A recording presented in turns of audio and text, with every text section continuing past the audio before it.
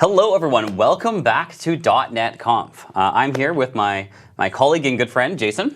Hi, and Jason. We're pretty excited to talk to you about a topic that's, well, it's pretty near and dear to our hearts, I think. Xamarin Forms. It's what we're really all about every day, day in, day out. Absolutely. We use it. We love it. We kind of eat, sleep, and breathe it. Xamarin and Xamarin Forms. So actually, good opportunity to talk a little bit about us then. Absolutely. I'll go first. My name is Adrian Stevens, and so I work on the curriculum team for Xamarin University. You might see the logo on the charts here. And our team, create training materials. We create the courses that are taught live at Xamarin University. And Jason, I think you know a little bit about that. I do know a little bit about that. We actually are the team that gives those. So I'm a Xamarin trainer, and so my team, we give those classes. And we give live classes every single day. Multiple classes a day. We have a selection of 80 classes that we give live every single day, interacting with you guys. Much more interactive than we have an opportunity to do here, where we're talking to maybe thousands of people. We're actually talking just to a class of 20 or 30 people when we have these. You interact, we explain things to us, you challenge us, you help us figure it out together. A really, really good opportunity to learn Xamarin, to learn Azure, to learn unit testing. So we've got a whole lot of material. UI testing, as a matter of fact.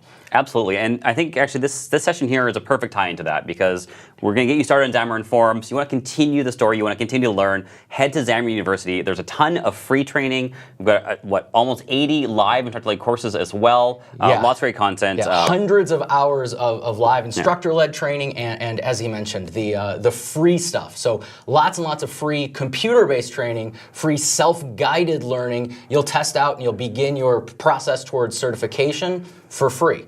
So check it out, Xamarin University, university.xamarin.com. Perfect. All right, and let's get rolling. Let's talk Xamarin Forms. All right, so yeah, I mean, we're really dive into Xamarin Forms, give you an overview of what it's all about, show you how to get started, and then show you really what's you're capable of. What can we do? What can we really pull off with Xamarin Forms? And actually, you'll be seeing even more of that throughout all of our .NET Conf sessions. We're going to be doing some pretty impressive stuff with Xamarin Forms throughout all the sessions, but this is the intro session. Right. We'll keep it fairly basic. Yeah, but get you started and get you building apps, get you building cross-platform mobile apps. Awesome. So I guess maybe the first question is why? And I think the simple reason is our users today have a lot of different devices. Now, I know I'm talking to a lot of developers here today, but developers have a ton of devices, but end users have a ton of devices as well. And developer may have 12 on their desk, but even your mom, even your dad has 3 or 4 on their desk. So everyone has multiple devices nowadays. Right, and they change devices throughout the day, and they grab the device for the task at hand, or maybe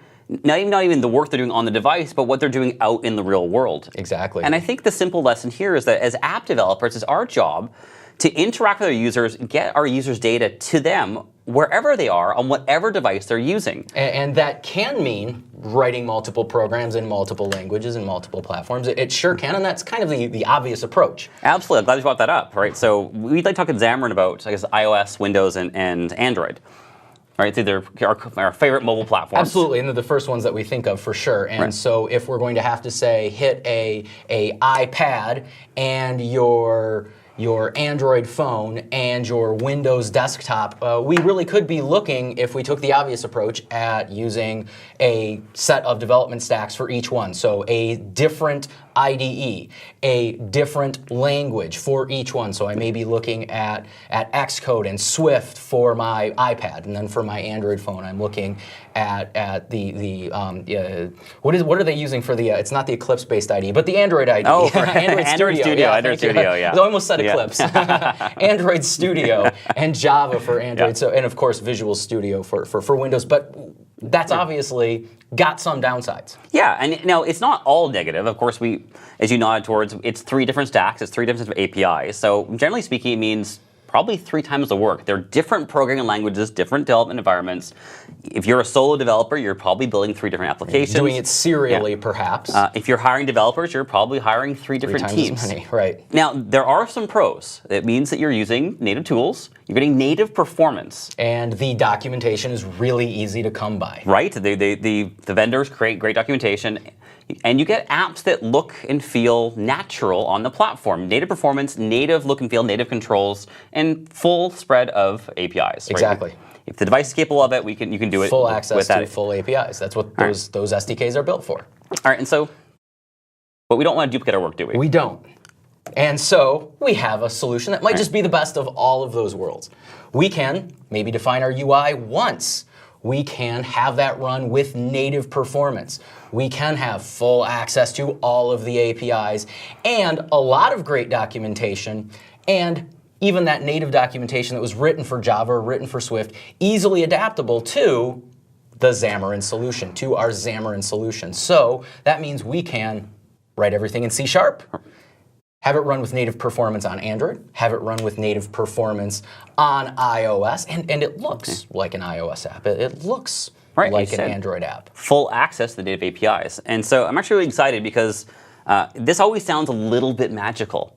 But Jason's going to tell you in just a moment how this all works, how we're able to get native performance, but still kind of convince you that it does make sense. Yeah, use a common language, potentially share our business logic, and as you said, potentially share our UI definitions as well. Exactly. Really exciting. Exactly. And what does this get us? Well, this gets us a development platform that lets us hit a really big selection of devices, not just phones.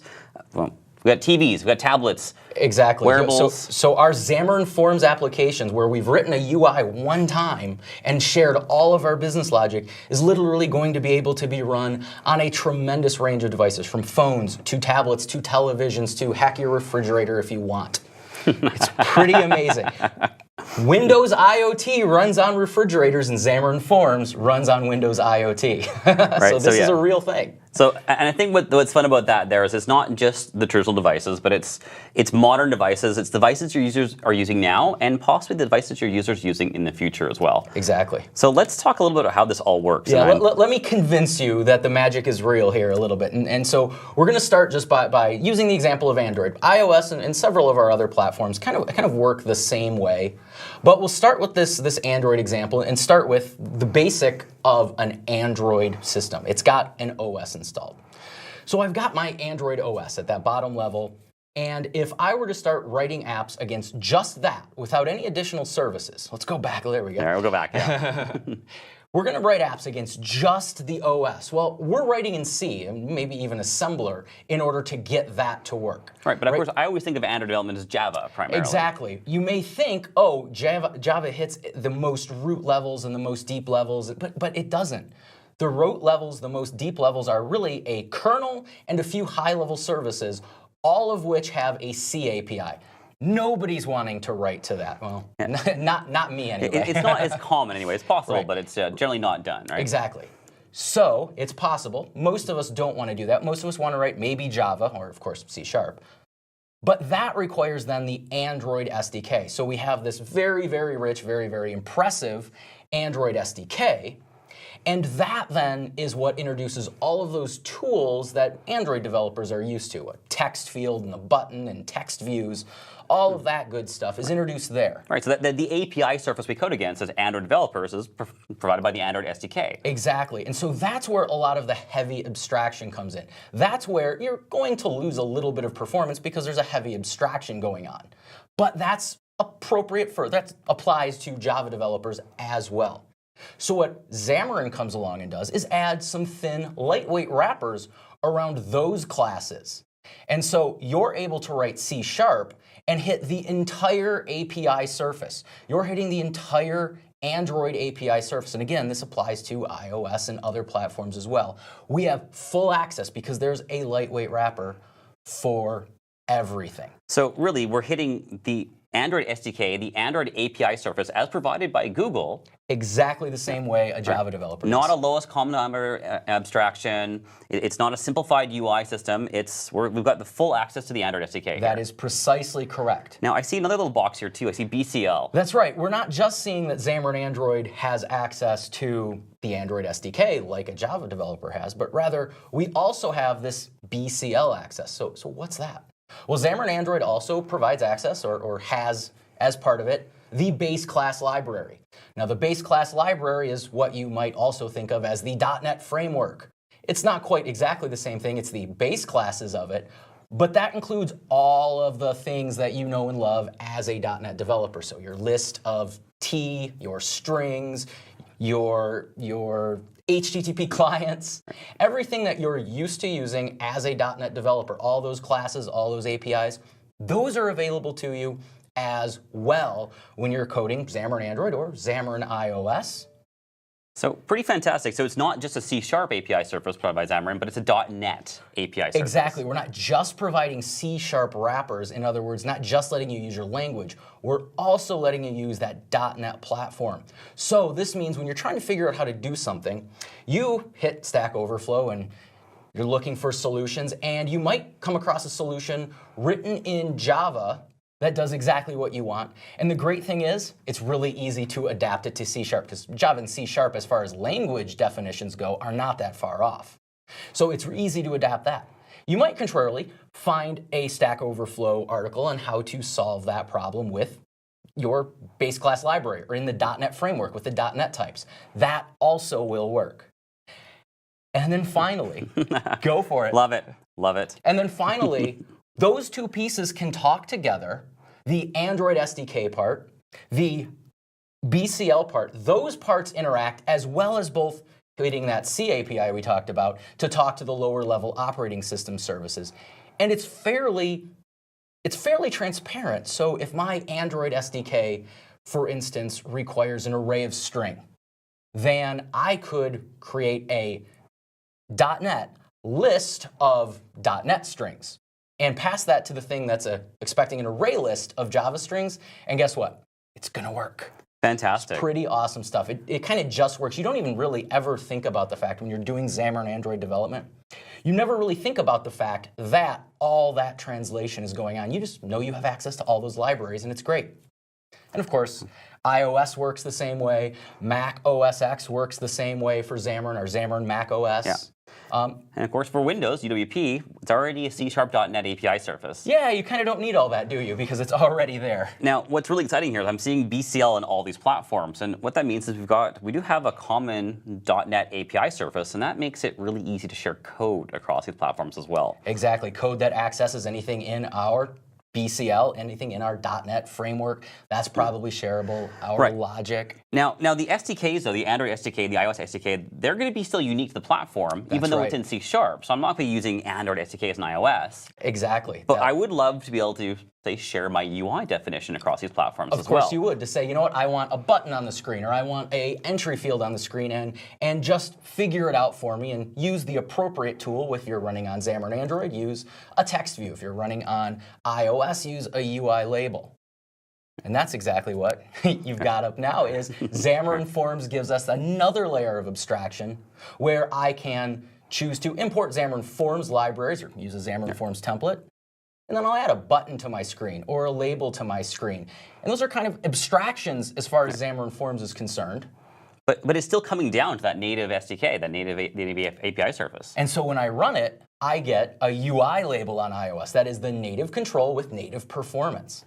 And so this is really what we're going to talk about the rest of the session here today. We're going to talk about Xamarin Forms. We're going to talk about like a good look at cross-platform UI definitions and how it is still native. And we'll see how we can share code across these platforms as well. Yeah, it's going to be great. And so just really quickly again, Xamarin Forms, it's going to let us share our C# UI definition and, of course, our C# business logic as well. Absolutely. Let's jump into it. I think we should show people. Yeah, seeing the code is going to be the most exciting thing.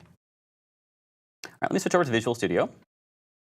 And the first thing I want to show you is how to make a brand new application. It's going to open up my IDE space here a little bit. So I've got Visual Studio 2017, and I can make a brand new Xamarin Forms application. So of course works on Mac as well. We can use VS for Mac. So file new project. And the great thing is we can pull in the mobile bits, the Xamarin bits, into Visual Studio 2017 with the installer. So it's all integrated. So I go under Visual C#, and Jason, have a look here. So cross-platform. Excellent. Pretty fantastic. And notice we see Xamarin. Then go in here and give it an appropriate name. I'm gonna call it say hello, or do a bit of a hello world kind of thing. There we go. Yeah. I hit OK, and then off I go and create a new project. Now this is going to create several projects, and I've got one preloaded here for you just for a bit of a time efficiency. Great. Always helpful. Pre-baked cakes on the cooking show. Absolutely. So have a look here. So we've got a solution, and notice we have 4 projects. And this Right. makes a lot of sense, right? Xamarin Forms is hitting multiple operating systems. And we talked about having native applications. So I have an Android application right there, and I have an iOS application. And that's going to compile into an executable that runs on iOS. Absolutely. So we're not creating a single binary. We're creating a native binary for each platform. Right. This is an iOS app, a UWP app, an Android app. Now we also have, to zip up here, we have another class here, another project, and this is where our shared code goes. Now we could share our business logic in here, and we would also, for Xamarin Forms, share our UI definition. Great. Loving it so far. Excellent. So let's open up, I'm going to, in this shared code, I want to open up the app class. I'm going to go to app.xaml.cs. And so And this is kind of our global singleton that represents the running state of our entire Xamarin Forms system, right? absolutely, and that's exactly it. I like to say it in the simple term I always say is this is our entry point. This is where we start in Xamarin Forms. But yes, absolutely. So But it this also is, stays around. We have it's exactly global application manager right here. yes, and the big thing I want to point out here is that we have a main page property that's defined in our application class. And this is all wired up right out of the template. I make a brand new application, that's what happens. And it instantiates a main page. And what this is doing is wiring up the initial UI. What page should we see when we start the app Right, application? That's why the app class tells us what page to see when we start the app. And we know sense. that main page here, this is actually defined in our shared code. So our application class is saying, please display the shared UI definition. Great. But that's a bit interesting because we're making native apps. So right. So far, you've shown me everything in Xamarin Forms terms. Right. So how are we getting native UI here? So let's open up, say, our Android project. Great. So again, this is just an Android project. There's not a lot of trickery going on here. It's a standard Android project that compiles with the Android SDK, the Android tools, makes an Android app. Like any Android app, it has a main activity. Exactly. Now, you'll notice something just slightly different here, in that we have a customized version of the activity-based class here. We have a Forms app compat activity. So main activity is going to be your base class, or at least the activity in an Android app that has the appropriate attributes like that one does. Or is that your startup for any Android app? Right, because when we execute our Android application on an Android device with Android OS, it launches the main activity. It looks for the one with that main launcher attribute, which this one has. Exactly. This is just standard Android behavior. And then this special activity is just an extended activity with a little bit of extra wiring. It's Give us a little Xamarin Forms love. Yeah, I think it's just so actually wire up some lifecycle events, subscriptions. And so notice here in onCreate, so rather than inflating a layout now, we're doing just a little bit of Xamarin Forms specific work. So we're going to call in, and we're going to initialize Xamarin Forms. And then we have this method here called load application. And this news up app. And this is the app from our shared code. So this news up our app class, our application singleton, as you mentioned. And that's the thing we were looking at AppXaml CS before. So Android is still doing what Android does. It has an activity. It starts up the way an Android app always does. But it explicitly has code to turn rendering control, to give control to that Xamarin Forms engine. Absolutely, exactly. So it's still Android doing Android. All right, so our shared UI definition then gets converted into Android controls. Into the Android controls because it's still part of that whole Android lifecycle. So we load up that app, and right there where we're saying load application, it might see that, oh, there is a button. And so let me, Android, with the Xamarin Forms Android reference that I have, know that that becomes a widget button. Exactly. Great. And so we get the native performance still. And we see something very similar on the other platforms. Again, we see, let's see here over in, here's a load application. I think they're missing the Xamarin Forms in it here. I think I may have bumped that. We just bump over to, we'll put that back in a moment. Look at the iOS and our app delegate. And we scroll down, we'll see something very similar here. So here's our Xamarin Forms init and our load application. And I'm going to do this really fast while I'm here. Initialize that. We're going to grab that, put that back in our UWP project. Yeah, a little bit of fix there. We're initializing. Yeah, we'll come back to that in a moment. Oh, you know what? Yep. My mistake. UWP actually. UWP, that. Yeah. It's actually in the main page XAML of UWP. It's in the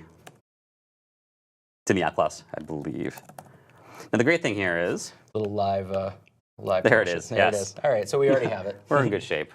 Excellent. I almost forgot there. And actually, the lesson here is that we don't really worry about this. This plumbing is really interesting to see, but we're not that concerned about it. Right. But even as people who do this every single day, we don't touch that part because it's part of the template. So perfect. We poke around a little bit.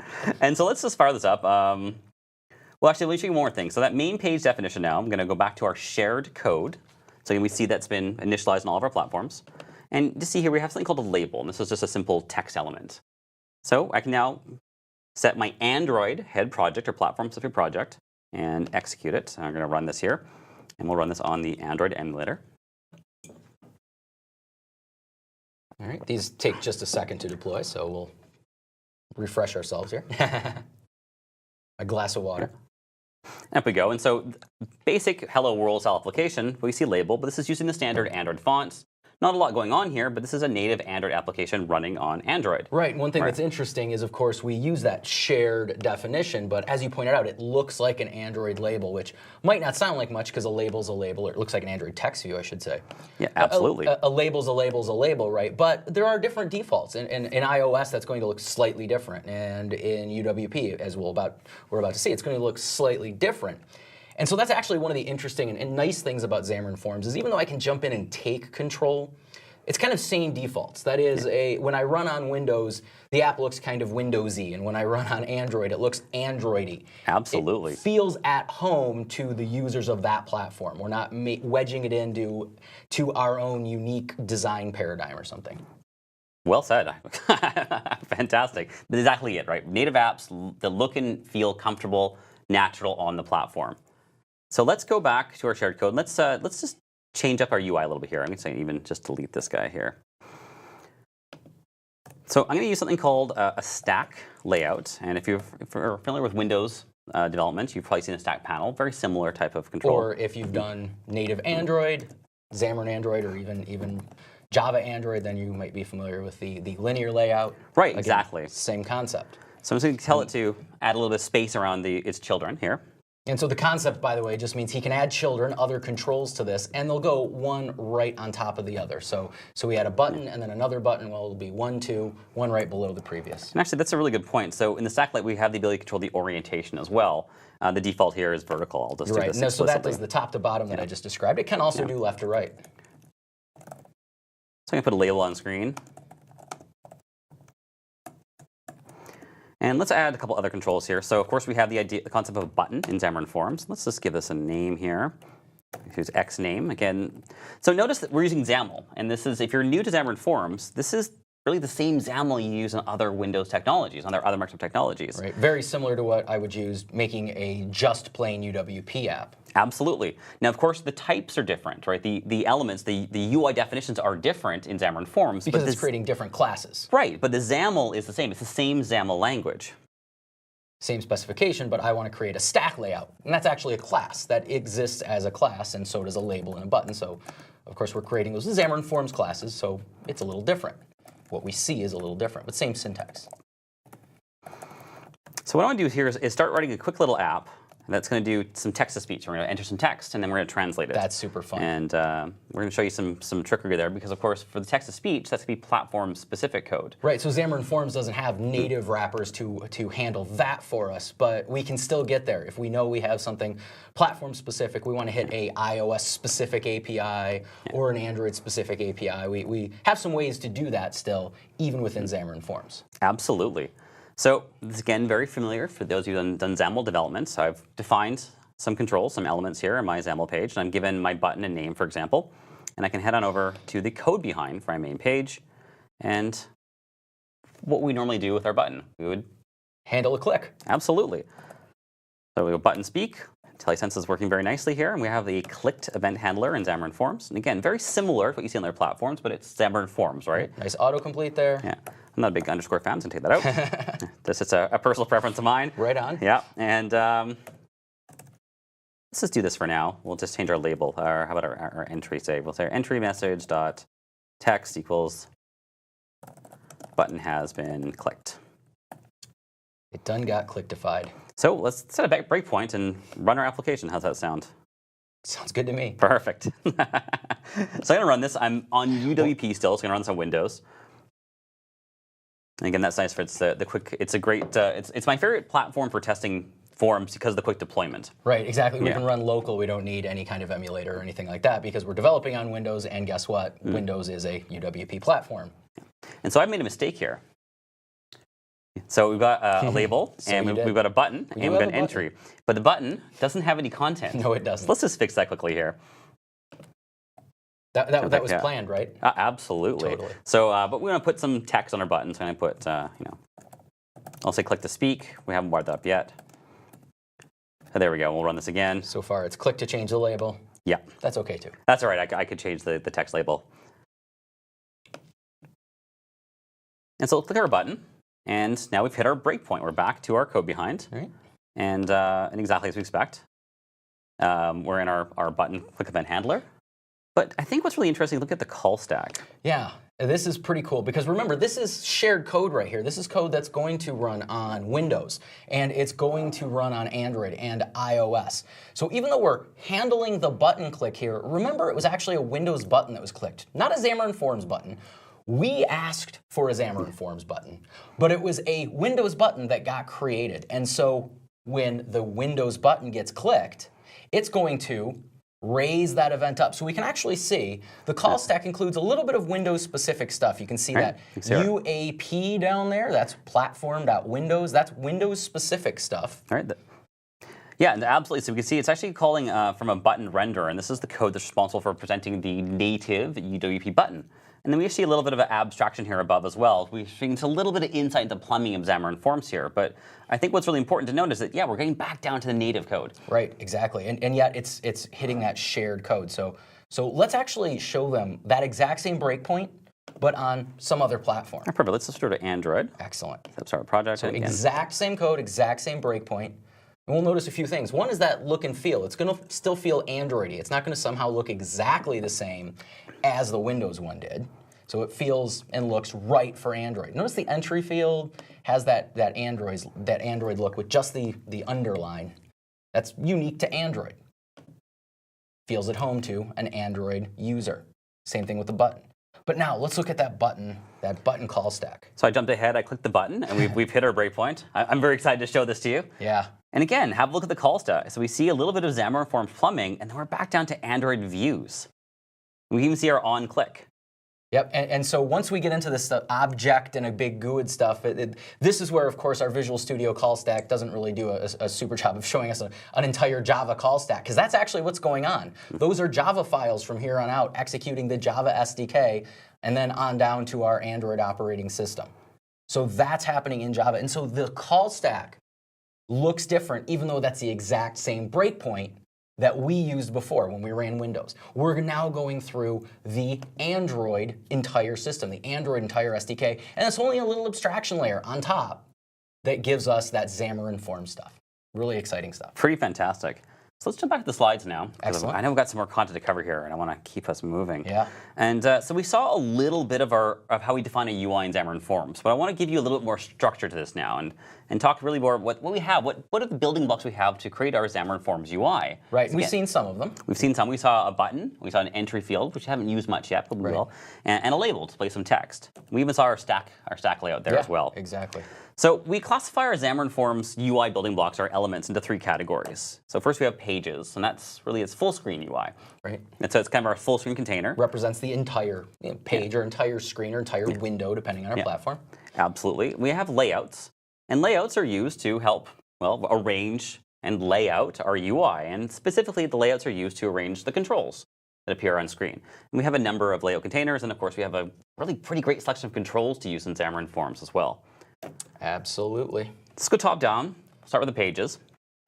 So we have a content page, and that represents really a single piece of UI. So the page is a single piece of, And that's what we were using in our first demo there, right? Exactly. So, and we have some other page types that are really meant to implement navigation paradigms. And kind of, and enhance how our pages, our content pages all work together. Absolutely. So we have master detail page, which is, of course, 2% master detail. Yeah. We get a drawer-style navigation on Android. We've got tab pages, and again, for presenting tabs on. Moving from one content page to a different one, right? And we have this carousel page. This is a fun one that allows us to swipe between pieces of UI. Almost like a book reader, e-book reader, magazine type of thing. And I think I skipped over navigation page. That's for our traditional stack layouts. We'll actually see quite a bit of this throughout our various .NET Conf sessions, because it's sort of the default, right? In a way, it's that first one you go to. You're going to be adding a lot of pages. You basically expect to have a back button. You expect to have a title bar, and so. It basically just kind of becomes our default is to put things in a navigation page. Right. It's available on all the platforms, and really it's the default behavior of Android in general, really. Exactly. Activities on the stack. And then we have our layouts. And I don't think we'll go through these in extreme detail, but we've got a good selection of layouts. Right, and these are going to help us, especially later when we start talking about things like responsive design. We'll see how these have a lot of incredible logic for helping us to position controls with some intelligence and some rules. So, for instance, our stack layout, we said, puts them one below the other. And that may sound simple, but it means that they're not all sitting on top of each other. So there's already some rules. And we have quite a few other rules that make it pretty powerful as well. You know, and same thing with our relative layout and our grid. Now, absolute layout is an interesting one. I wouldn't use this to hold the top elements of a page very often because... Well, because we're all about responsive UI with Xamarin Forms. A lot of different platforms, different screen sizes, and orientations. Absolute is absolute. So I'm having to put things at a specific X and Y coordinate. And then, well, what happens if I made that look good on an iPhone, then I try to run it on an iPad? Well, I'm going to have a lot of white space with an absolute layout. That's a problem we don't actually run into with stack layouts and with grids. So that's why we tend to use those for our top-level designs, let everything flow with those bigger devices and stuff. We'll talk a lot more about that in our responsive design session for .NET Conf today. Absolutely. And I think the takeaway here is that we've got different layout containers to solve different problems. Exactly. And we'll see how to use some of those later on. Fantastic. And then we've got a good selection of controls. And again, these aren't controls per se in Xamarin Forms, but they're definitions. They're really abstractions. We think of them as model objects. So something simple like a button, there's nothing such thing as a Xamarin Forms button, but that maps to a native iOS button. It maps to a native Android button, native UWP button. Exactly. Xamarin Forms really doesn't know how to paint pixels to a screen or detect when something's touched on a screen. All it knows is how to hold information about what you want from a button. It's kind of ephemeral, kind of a philosophical concept of a button. And so it's only when we run on a real device where that turns into something concrete, like an Android widget button. Absolutely. And as we saw already, all of these elements, pages, our layouts, and our controls can all be defined in XAML. And we had a conversation about that already. It's the XAML that we already know and love. And what's fantastic about this here, again, is we define it in one place in our common code. And then at runtime, it turns into the appropriate platform-specific buttons. Once again, seeing it look slightly different on each platform because an Android device has a look and feel by default that looks Android-y. We can see that, for instance, its tabs are on the top. When we run on iOS, with no code difference, the tabs are on the bottom. And that's what users of those particular platforms have come to expect out of their apps. So our default behavior is to fit in with those expectations. Really powerful, really fantastic. And here we see an example of the entry control that we used earlier. And so, of course, as Xamarin Forms, we can share UI, but we can also share business logic. And so let's go back to Visual Studio. I'd love to show people how we can actually access platform-specific code from our shared definitions. Yeah, it sounds like you have now. some really fun platform-specific code in mind for us So there. let's jump over here. So we'll move a little bit quickly here, but all this code will be available on GitHub, so you can have a more detailed look. So we've got our Say Hello app, and I wanted to speak. You wanted to say I hello wanted to or make whatever noise. else. I want to say hello or anything else we say to it, yes. And so those APIs aren't available in Xamarin Forms by default. They're defined by the platform-specific APIs. Android has an SDK for that. iOS has an SDK for that. UWP has an SDK for that. And they're really similar, right? They're almost the same API surface? No, they have a lot of similarities. But they're pretty different, right? Yeah. I wasn't sure where you were going. Where was he going with that? Yeah, no, the code is pretty different. The code is very different, and that's very typical. We get into this platform specifics. I apologize for putting on the spot. Set me up there. And but yeah, so they can be very different, especially multimedia sound. Sure, yeah. they're the same if you say so. Yeah. Well, we're going to make them a bit the same, so we'll use some abstractions to help out with that. So bear with me. I'm just going to zip over to my appropriate folder here, and I've got some assets I'm going to bring in. Excellent. So the first thing I want to do is bring in an abstraction. So something that we can use to represent the platform-specific code on all of our platform-specific projects. Excellent. Now, where should we place our abstraction?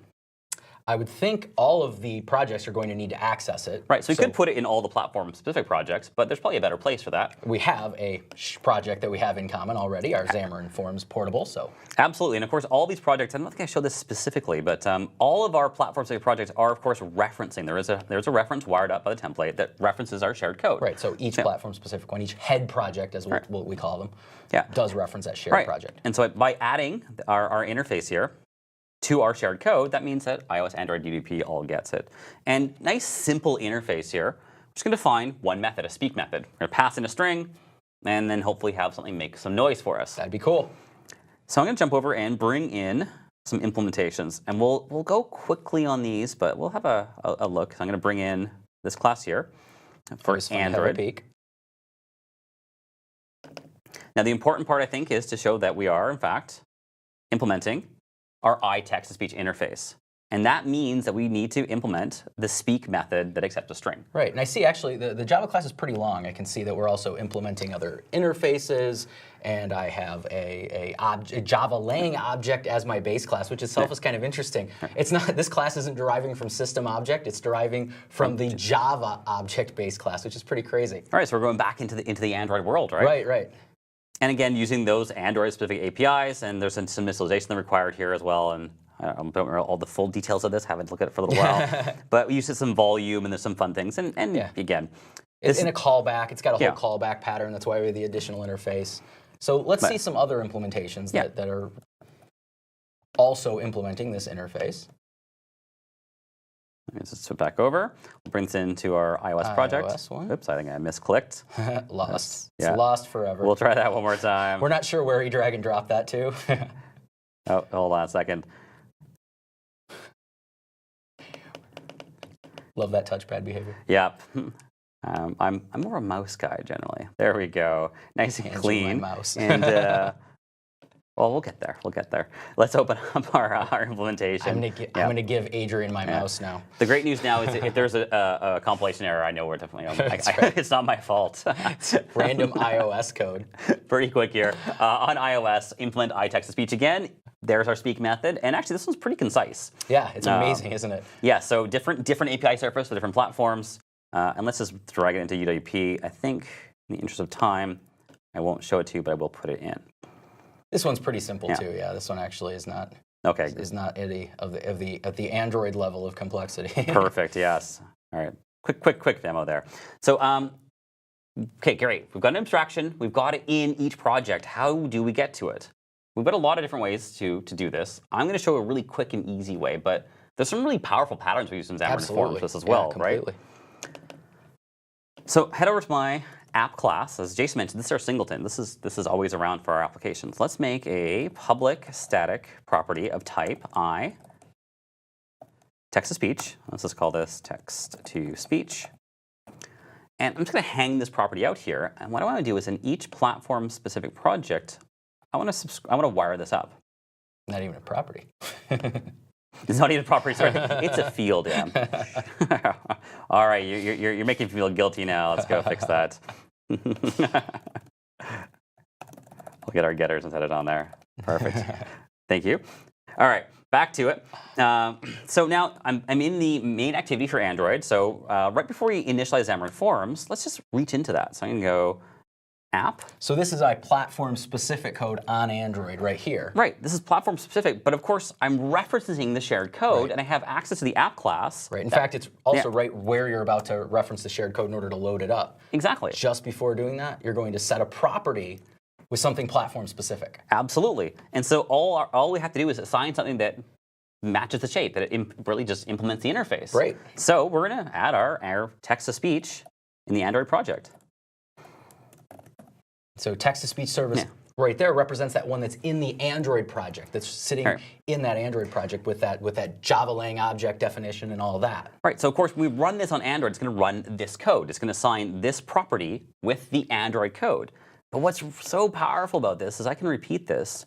Now, I want to keep things moving, so I'm going to zip on down just to Windows here. And let's go to our main page. I can do the exact same thing in Windows. Now it looks like the same code, but it's not the same. It's not the same class. Our text-to-speech here now is the Windows implementation. The one that's in that Windows project, yeah. Because we're executing in the UWP application. And now what's powerful about this is I can reach this code after loading up your application then tries to access text-to-speech. It's really accessing that Windows class that you created. Right. So whatever platform we're executing on is going to run that code. It has to. Great. So let's go back to our UI definition in our shared code. Now remember we had our button speak handler. So let's get rid of the code we put here. And let's So first, remember, let's do a quick refresher. Remember our UI is constructed of a label, a button, and an entry. Right. And our entry is named entry message. So we can reach entry message, and our entry has, not surprisingly, a text property. So we can get the content of the entry. So what I want to do is I want to use app that text-to-speech class. Well, the property that's now been assigned in the platform-specific code, but this is defined in our shared code. Right. As an instance of some concrete implementation. Right, and then what was the method again? We had the interface? Speak. Love it, right? Speak takes Pretty the string, simple. and we're going to pass in the string from our entry. And that's it. So we're now able to do cross-platform text-to-speech in Xamarin Forms. So now, moment of truth. Is it going to run? Let's try this on Android first. I've got it queued up. All right. How's your volume? Let's see here. Get your mic nice and close. 100%. Yeah, I'll lean in. We're just going to deploy to our Android emulator here. We'll give this one moment. Can we hang a mic right off of our laptop so that we can hear? Didn't deploy. I wonder if we have do we have a... All right, Let's have a look here. Help. AV Foundation, that's a new one. So that is, that may have been, I think, that may have been my mistake when I slipped. There it is. That's the iOS. That's our iOS one hanging on the Android project. We found where the random drop of iOS Let's get rid of that. No problem. Let's get the out of there. There we go. Perfect. All right. I'm sure everything will be perfect now. Drum roll, please. Right. And should look good. And we've got our mics ready, our sound ready, our smiles ready. Absolutely. So look at the build just a moment here. Have to cheese for the success. Oh, okay, super. It's not going to play for us because we're hooked to a Docker so it looks right here. Okay. So it looks good, and it's gonna work for everybody else except for us. Okay, well, so the code is on GitHub, so you can see it. But what I want to do then in that case is let's debug it. Well, they should hear it. We just won't. Oh, interesting. Because we're docked. Well, let's find out. So we'll put in a message. Yeah. Oh, yeah, so. Hello. I'm going to make it short because I don't want to type too long on this on the soft input keyboard. Hello, all. That sounds good. Excellent. Hello, all. Right, so my audio has been rerouted. Right. But let's do this one more time and let's just step through the code. They heard it. That's the important That thing. is the important part. I think what's really powerful here is let's go back to the emulator. I'm going to hit click to speech. And let's step in. Oh, turn my function keys on one more time. One more time.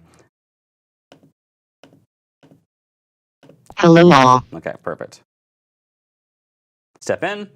And so notice, okay, we've now gone from our shared code to our platform-specific code. I'm back over in Android. In the text-to-speech service Android.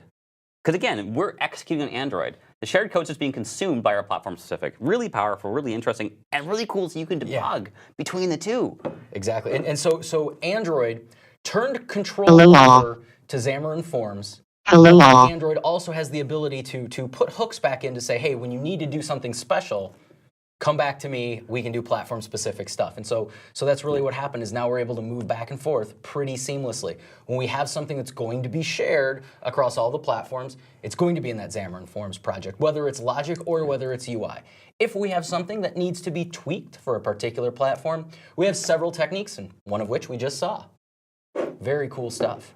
So now we're getting a little bit shy on time, but I want to show you one more project first. We're not going to go through this one in a lot of detail, but just show you that we can build more than just get it even more elaborate. Get some things going with it that are kind of a little bit more complex and that still look good on all platforms or on a lot of platforms. This is further up on UWP, but again, I want to show you this is the same basic structure. We've got shared code and we've got our 3 head projects. Yeah. And but this is using it's using the BCL. It's using platform-specific APIs. It's even using some third-party packages here as well. We got some kind of neat layouts going on. So here we actually see the master detail page, and you'll notice there's not much in here yet. This is actually going to hit a REST web service. So, and that's actually in shared code as well. So we didn't have to write platform-specific code to access the internet or do anything like that. They're all sharing that same code to hit the REST web service. And did it hit? It does have to hit the REST web service, and so maybe that's Let's try a second deployment quickly. It could be a latency issue. We'll try one more time. Or maybe you'll see an empty list view. There we go. There we go. Great. Probably just being impatient. Probably had to wake the Azure service up, actually, since no one's hit it today. I think you're absolutely right, actually. So absolutely, this is hitting a REST endpoint on an Azure Web API. We're getting live data, a little bit risky in our demo here, Right. but it came down. And I want you to notice here that we've got, this is master detail. This is displaying appropriately on UWP. And we're going to we have some details. We're going to load images. We're going to pull down more data from the REST service. And if you wait a moment. Not only, by the way, has no one actually accessed this endpoint today, but we actually redeployed this exact application to Azure as part of our previous session. So we like to live dangerously. Yeah, so we're a little bit on the edge here. So hopefully, and there we go. I love it. Wonderful. So look at this. We've got images, we've got text, we've got a list view. It's a scroll up. It's touchable on my screen. This is all the data we've got. And these actually, what it's doing is we're sending it data from these little guys. So we've got an Internet of Things and Azure session going on later in .NET Conf, where we'll talk all about how to load up and get data from all sorts of different devices, process it in Azure, and then we'll end up actually building a client app very, well, exactly like the one that we're seeing here. Absolutely. So a lot of fun with our .NET Conf sessions today. But again, what I love here is we can build powerful applications in Xamarin Forms. It's not just simple. The text-to-speech is fun, and that's a great feature for accessibility. But we can do complex things with complex navigation patterns. We can pull in. This is a third-party package for the graph. Yeah. We can pull in images, multimedia. And this is looking great in desktop. And because it's using so much of the real estate, you might think that it would look kind of bad in a mobile paradigm, but actually it flexes brilliantly and handles that brilliantly.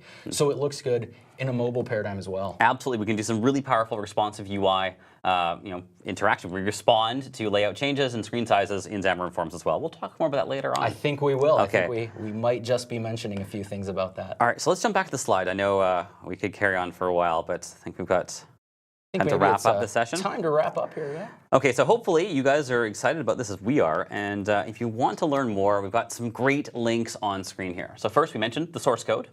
Absolutely. Check out the source code for not just the client app, but actually the devices and the Azure stuff is all up there. So you'll be able to see that. But first, check out the other sessions where you'll learn all about how to use it. Yeah. If you're brand new, you haven't started, all you really need to do is get Visual Studio, and that'll kick off the Xamarin installation and get you all the pieces you need. So if you want to get started with Xamarin, download Visual Studio. If you hopefully already have it. And when it comes to learning lots and lots and lots about Xamarin Forms, about Azure, about all of this stuff, we are your place to go. So Xamarin University, we have tons of free material to help you get started, and we have tons of live classes where we will have cool conversations and figure things out together. Yeah. Like learn exactly this kind of stuff and beyond. Exactly. And again, interact. Not so much me talking to you as much as us all interacting together. So really fantastic experience.